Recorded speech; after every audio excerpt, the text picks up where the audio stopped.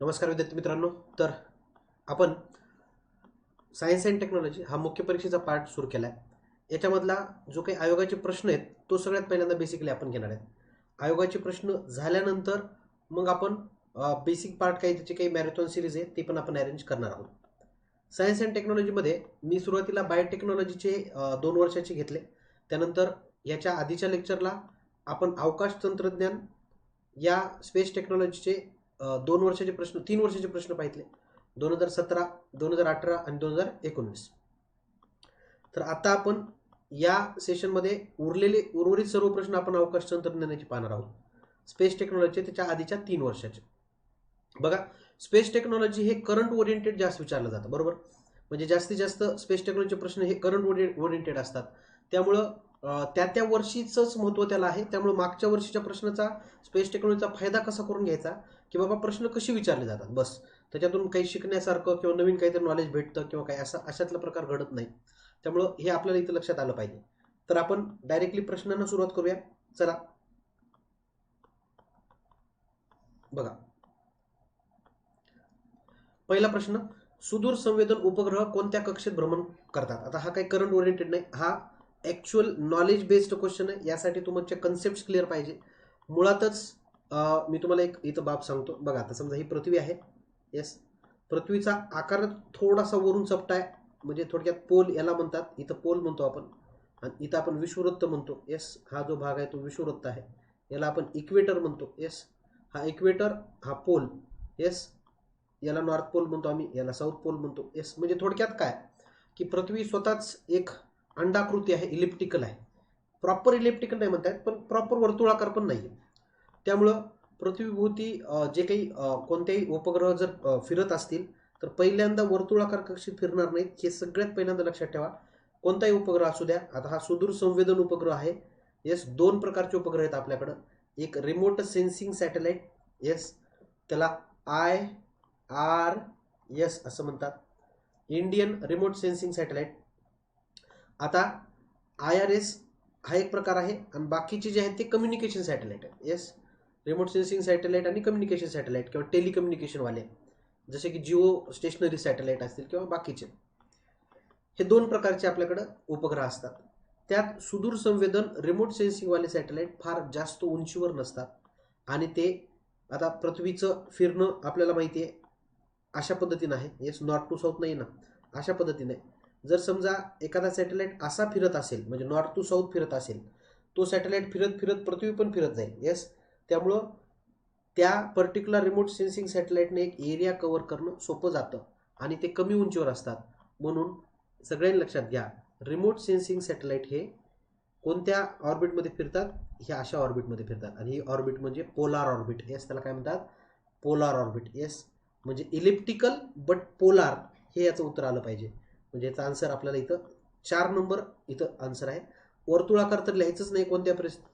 उत्तर आपल्याला कन्फ्युजन झालं पाहिजे. इक्वेटोरियल म्हणजे विषुववृत्त असा फिरतो का असा फिरतो. येस, बघा क्लिअरली इथं सर्वांनी लक्षात घ्या, ही पृथ्वी आहे. येस, असं फिरणं म्हणजे पोलार,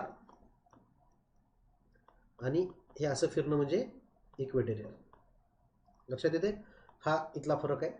सुदूर संवेदन उपग्रह हे 4 नंबर उत्तर. उद्या कधी प्रश्न आला तर याचं उत्तर सेम राहणार आहे. म्हणजे काय की करंट बेस्ड क्वेश्चन नाहीये. आणि जिओ स्टेशनरी सॅटेलाइटच्या बाबतीत जर आला तर 2 नंबरचं उत्तर येतं. जिओ स्टेशनरी सॅटेलाइट हे इलिप्टिकल आहेत पण इक्वेटोरियल आहेत, म्हणजे असे. येस, हे आपल्याला इथं लक्षात आलं पाहिजे. ओके, चलो नेक्स्ट क्वेश्चन बघूया आपण. हा थोडासा वेगळा प्रश्न आहे की इस्रोचं एक कमांड सिस्टीम आहे. ऍक्च्युली त्याला एक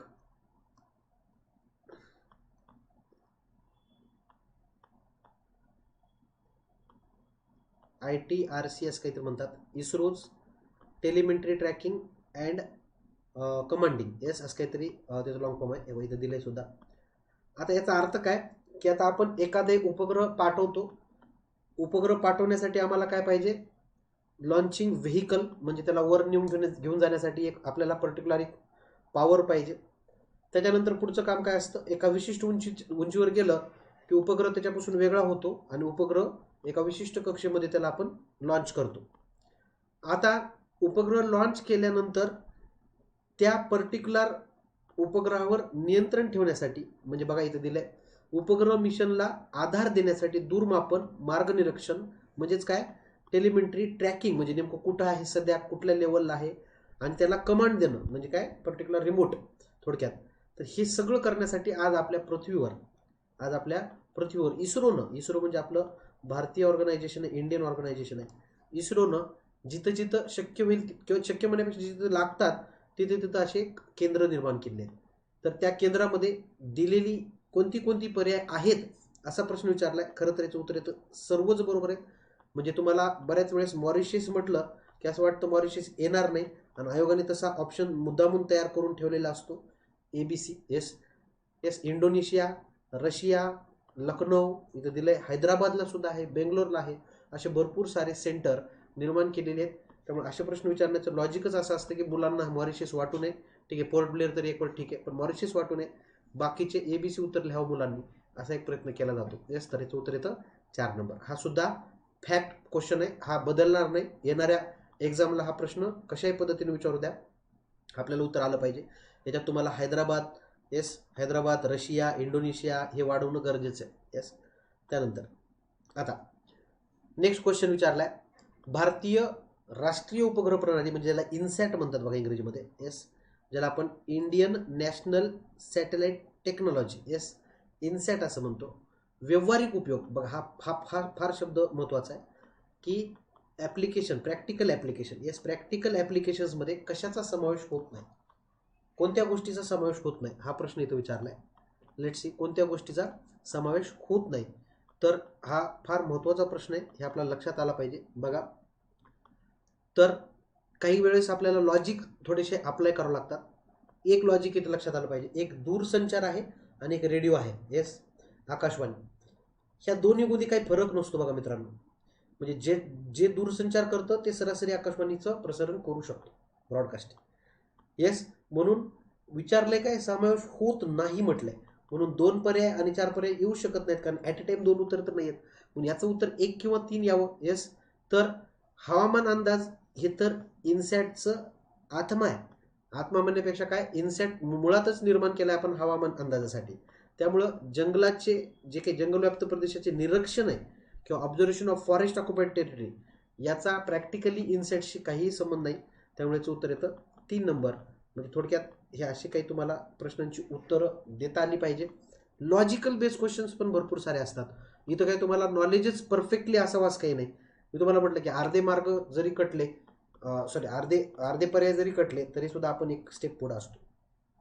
आता हा प्रश्न परत एकदा सांगतो की त्यावेळी असलेला करंट प्रश्न आहे, आता समोरचा जो दिसतोय, पण हा भविष्यात पण येईल, कारण हा आजही कार्यरत आहे. आणि एक महत्वाची बाब आहे की बाबा, भारत आणि फ्रान्स यांच्या दोघांच्या याच्यामधून एकत्र आलेला बघा, AR म्हणजे आर्गोज, AL म्हणजे अल्टिका, आणि S म्हणजे सॅटेलाइट. हे सरळचं लॉंग फॉर्म आहे. हा भारत आणि फ्रान्सचा संयुक्त उपक्रम आहे, त्याचं जॉईंट सॅटेलाइट मिशन. ॲक्च्युअल हे कशासाठी निर्माण केलं खरं तर याचं एकच उत्तर येतं, ते म्हणजे ओशिनोग्राफिक स्टडीसाठी. बस, हे पाठ करा, फार महत्वाचं आहे. उद्या प्रश्न कसा येईल माहिती आहे का, की सरळ हे मिशन कोणत्या 2 देशाशी संबंधित आहे किंवा कोणत्या 2 देशाचा जॉईंट प्रोग्राम आहे. तर भारत आणि फ्रान्स याचा म्हणजे इंडो फ्रेंच सॅटेलाइट मिशन आहे, हा सुद्धा महत्वाचा आहे. म्हणजे ह्याच्यात कोणत्या 2 गोष्टी आल्या आहेत, एक आली आहे ॲर्गोज आणि एक आहे Ertiga. What is mean by सरळ म्हणजे सॅटेलाइट विथ आर्गोज अँड अल्टिका. हे आपल्याला इथं लक्षात आलं पाहिजे. म्हणजे याचं उत्तर काय येतं 1 नंबर, म्हणजे 3 नंबर. फक्त म्हणजे काय, सागर विज्ञान अभ्यास. ओके, या गोष्टी गरजेच्या आहेत. आता हा सुद्धा अपकमिंग डेजमध्ये तुम्हाला येऊ शकणारा प्रश्न आहे. आता हा प्रश्न बघा, मंगळ ग्रहाच्या पृष्ठभागावरील सरासरी तापमान किती असते. आता आपण म्हणू शकतो की 10 डिग्री, -10 डिग्री सेल्सिअस, -50, -65 ह्या तिघांमध्ये हा एकदम ऑड पर्याय वाटतोय. बाकी 65, 78, 50 हे तसं बघायला गेलं तर जवळजवळचे पर्याय. या दोघात 15चा फरक आहे आणि या दोघात 13चाच फरक आहे, पण हा मात्र ऑडच आहे. आता आपल्याला एक लक्षात आलं पाहिजे, सर्वांनी लक्षात घ्या. आता समजा हा सूर्य आहे. आता एखाद्या ग्रहावरचं पृष्ठभागाचं वातावरण, तापमान, हे सूर्यापासून तो ग्रह किती अंतरावर आहे याच्यावर नक्कीच डिपेंड असायला पाहिजे, त्यात काही प्रश्न नाही. म्हणजे खरंच बघायला गेलं तर इथं बुध आहे, येस, त्याच्यानंतर शुक्र आहे, येस, त्याच्यानंतर पृथ्वी आहे. आता मी काही आकार बदलत बसत नाही, लक्षात घ्या. पृथ्वी आहे, त्याच्यानंतर मंगळ आहे. म्हणजे हे जर ग्रह तुम्ही जसं सूर्यापासून दूर जाल तसं तसं नक्कीच तुमचं तापमान कमीच होणार आहे, त्याबद्दल काहीही डाऊट नाही. पण एक लक्षात आलं पाहिजे आपल्याला की आपल्याकडं ओझोनचा थर नावाची एक प्रकार आहे, किंवा एक पर्टिक्युलर तुमच्याकडे दिलेलं एक ब्लँकेट म्हणतो आपण त्याला. जसं पृथ्वीला आहे तसं इतर ग्रहांना सुद्धा त्याचा थोडाफार इफेक्ट आहे. त्यानुसार त्या त्या ग्रहाचं वातावरण बदलत जातं. म्हणजे मला हे सांगायचं आहे, बुध हा ग्रह बघा, बुध हा ग्रह सूर्याच्या जवळ जरी असला तरी शुक्र हा ग्रहच सगळ्यात हॉट प्लॅनेट म्हणून ओळखला जातो. Yes, hottest planet on our solar system म्हणून कोणाला ओळखलं जातं? शुक्राला ओळखलं जातं, व्हेनसला ओळखलं जातं. येस, हे सर्व लक्षात घ्या, हे व्हेनसला ओळखलं जातं, शुक्राला ओळखलं जातं. ही करेक्शन्स करून घ्या, पुस्तकामध्ये चूक झालेली ही. तर हे व्हेनस हे आपल्या लक्षात घ्यायचं की शुक्र हा सगळ्यात हॉटेस्ट आहे. त्याच्यानंतर मग पृथ्वी, त्याच्यानंतर कमी होते. आता पृथ्वीपासून मंगळापर्यंत गेला तर आणखीन अंतर कमी होत जाणार आहे.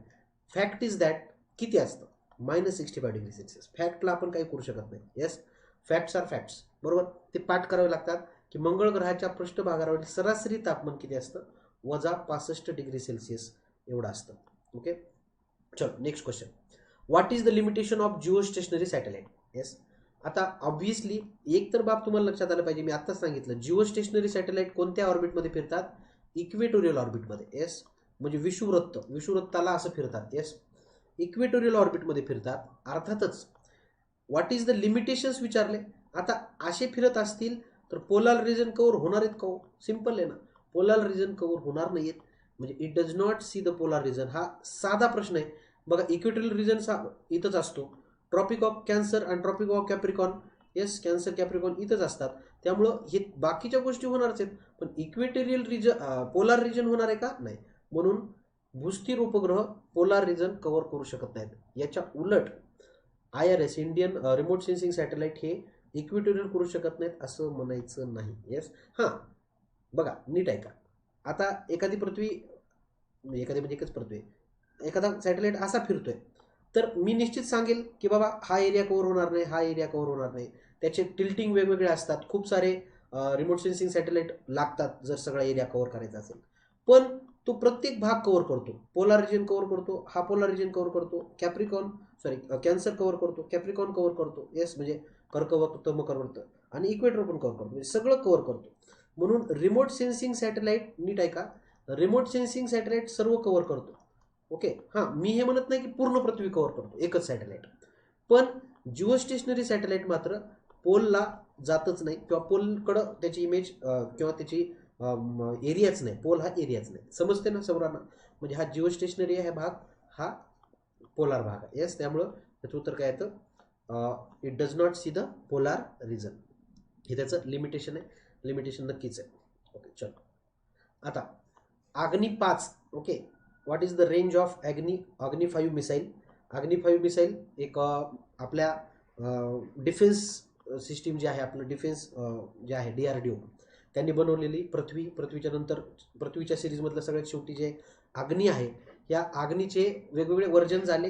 त्या वर्जनमधलं वर्जन 5 याची क्षमता 5000 किलोमीटर आहे. त्याच्या आधी अग्नी 4ची क्षमता 4000 किलोमीटर होती. येस, 5000 ते 8000 पर्यंत ते एक्सटेंड करू शकतो त्याचे वर्जन्स. त्यामुळे 5500 बऱ्याच जणांना लिहायची इच्छा होते, परंतु खऱ्या अर्थानं याचं उत्तर 5000च लिहायचं. तसं आयोग कधी कधी आन्सर्स देताना मुद्दामून असे आन्सर्स देतं की बाबा हे कोणत्या क्षमतेसाठी निर्माण केले, तर तो 3000 क्षमतेसाठी 5000 किलोमीटर क्षमतेसाठी निर्माण केलं. हे आपल्याला इथं लक्षात आलं पाहिजे. ओके, आता याची पुस्तकी या सर्वांची माहिती माझ्या पुस्तकात मी दिली आहे. स्पेस टेक्नॉलॉजीसाठी किंवा बायोटेक्नॉलॉजी असेल, कम्प्युटर असेल, त्यासाठी माझं पुस्तक आहे science and technology by doctor Sachin बसके. ॲमेझॉनला अवेलेबल आहे, किंवा इतर तुम्ही लोकल जिथं जिथं राहता तिथं सर्व शॉपमध्ये ते अवेलेबल आहे. त्यामुळे तुम्ही ते घेऊ शकता. त्याच्यामध्ये पूर्णपणे मी 6 टॉपिक कव्हर केले आहेत. म्हणजे हे जेवढं तुम्हाला दिसते त्याच्यात सगळ्याचं सगळं कव्हर केलेलं आहे, इन्क्लुडिंग प्रेझेंट करंट. येस, 2021चं करंट धरून सुद्धा त्याच्यात सगळी माहिती दिली आहे. येस,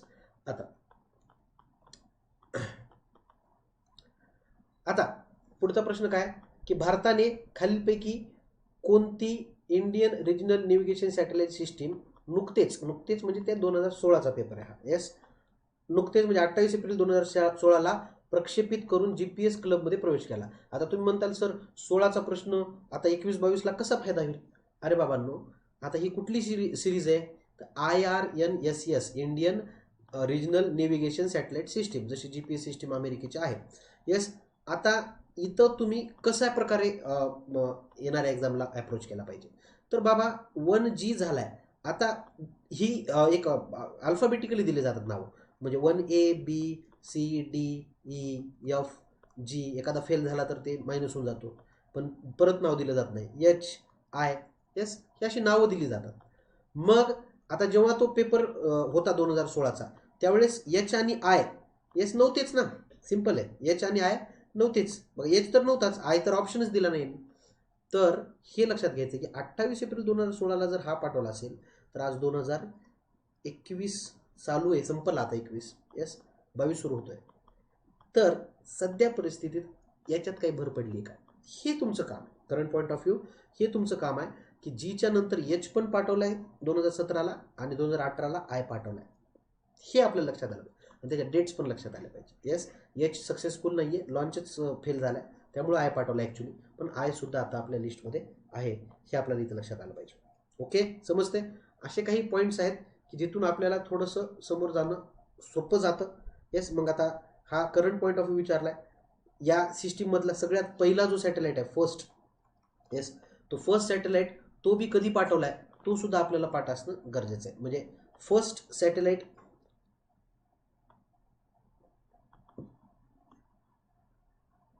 या सिरीजचा पहिला सॅटेलाइट कधी पाठवलाय, येस, हे सुद्धा आपल्याला इथं माहीत असणं गरजेचं आहे. म्हणजे या इंडियन रिजनल नेव्हिगेशन सिस्टीमची जी काही सुरुवात झाली, त्याचा फर्स्ट सॅटेलाइटची सुरुवात 2012 2013 2012-13च्या दरम्यान पाठवली गेली. एक तुम्ही ते एकदा चेक पण करून घ्या.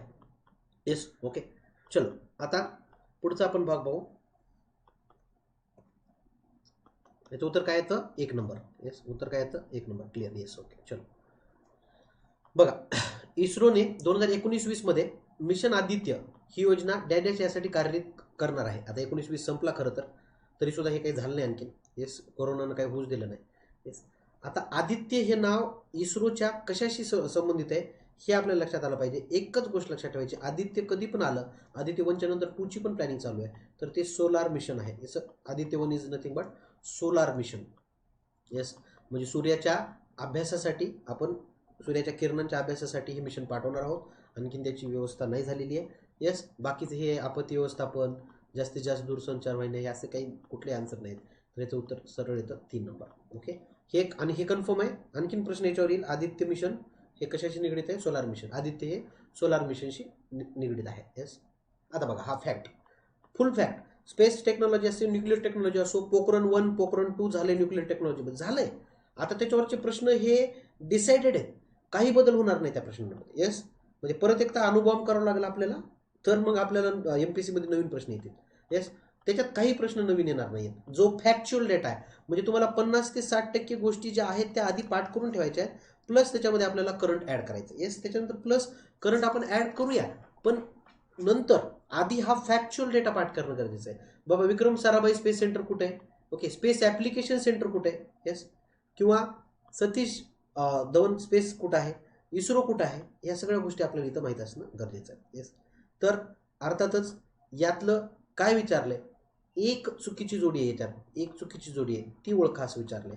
आणि ती चुकीची जोडी आहे स्पेस ॲप्लिकेशन सेंटर बेंगलोरला नाही, तर ते अहमदाबादला आहे, गुजरातमध्ये. येस, हे आपल्याला इथं लक्षात आलं पाहिजे. बाकी विक्रम साराभाई तिरुवनंतपुरमला आहे, सतीश धवन तर श्रीहरिकोटाला आहे, इस्रो प्रपोल्शन महेंद्रगिरी आणि बेंगलोरला पण एक त्याची ही आहे. तर हे बाकी गोष्टी आहेत, पण स्पेस ॲप्लिकेशन सेंटर हे मात्र गुजरातमध्ये आहे, बेंगलोरला नाही, गुजरातमध्ये अहमदाबादला आहे. हे आपल्याला इथं लक्षात आलं पाहिजे. Okay, this is very very important. Okay, next, खालीपैकी कोणता उपग्रह हा विद्यार्थी उपग्रह नाही? अर्थातच मी तुम्हाला आता सांगितलं की आता युथ, येस, युथ याच्यामध्ये तुम्हाला एवढं तर लक्षात येतं हे विद्यार्थी आहे. हेच लॉजिक लावायचे बाबा. तुम्हाला वाटेल की सर हे असं कसं, अरे असेच लॉजिक लावावं लागतात. किती उपग्रह पाठ करणार? किंवा आता इथं सिंपल आहे, मी तुम्हाला आता सरळचं लॉंग फॉर्म सांगितलं होतं. सरळ काय होता की सॅटेलाइट विथ आर्गोज अँड अल्टिका, म्हणजे इंडो फ्रेंच. आता थोड्या वेळ सांगितलं की भारत आणि फ्रान्स यांचा एक संयुक्त उपक्रम आहे. कशासाठी? सागर अभ्यासासाठी, ओसोनोग्राफीसाठी. येस, थोडक्यात हा स्टुडंट उपग्रह आहे का? हा विद्यार्थी उपग्रह नाही, सरळ उत्तर येतं. मग अन्यूसॅट, यूथसॅट, ओके. म्हणजे आता सध्या खूप सारे उपग्रह 13 ते 14ची यादी आहे आपल्याकडे सध्या, ती सगळी भारतीय विद्यार्थी उपग्रह आहेत. सरल हा इंडो फ्रेंच जॉईंट व्हेंचर आहे. येस, आपल्याला इथं लक्षात येणं गरजेचं आहे. ओके, याचं उत्तर काय येतं? सरल हा विद्यार्थी उपग्रह नाही. ओके, अशा प्रकारे आपण स्पेस टेक्नॉलॉजीचे आवश्यक तेवढे क्वेश्चन्स आपण घेतलेले आहेत. येस, आपल्या बायजूस एक्झाम प्रेपच्या ऑनलाईन प्लॅटफॉर्मवर आपल्या सर्व बॅचेस चालू झाले आहेत. Even general science special batch, CSAT course, even तुम्हाला सेपरेट ज्या काही कंबाईनचा कोर्स असेल किंवा राज्यसेवेचा कोर्स असेल, यासाठी शिकवण्यासाठी मी स्वतः आहे. विशाल सुतार सर आहेत, सुमित सर आहेत, ओके, अनिकेत सर आहेत, रितेश सर, निखिल सर, अशी एक आमची टीम आहे. या टीममध्ये आणखीनही काही म्हणजे दिग्गज मंडळी ॲड होईलच काही दिवसात, तुम्हाला ते समजेलच. बायजूस एक्झाम प्रेपच्या या ॲप्लिकेशनवर सगळ्यात महत्त्वाचं आपण चालवतो ऑनलाईन क्लासरूम प्रोग्राम. ओके, ज्या ऑनलाईन क्लासरूम प्रोग्राममध्ये तुमची सर्व कॉम्प्रिहेन्सिव्ह तयारी होते. सेपरेट टेस्ट सिरीजसुद्धा तुम्ही जॉईन करू शकता. हे तर 3 गोष्टी तुम्हाला फ्रीच भेटतात, त्यासाठी तुम्हाला कुठल्याही प्रकारचं सबस्क्रिप्शन घ्यायची गरज नाही. डेली आपण व्हिडिओ लेक्चर्स यूट्यूबलाही घेतो आणि इकडेही घेतो.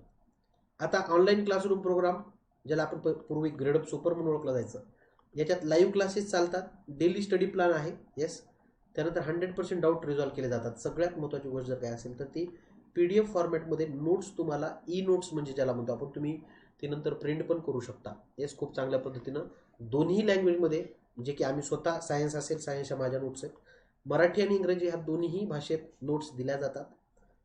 टेस्ट सिरीज तुम्हाला या ऑनलाईन क्लासरूम प्रोग्रामचाच एक भाग आहे, त्यासाठी वेगळी तुम्हाला खरेदी करायची गरज नाही. आणि ऑब्व्हियसली तुम्ही कसा तुमची प्रोग्रेस आहे यासाठी रिपोर्ट कार्डसुद्धा सिस्टीम आहे.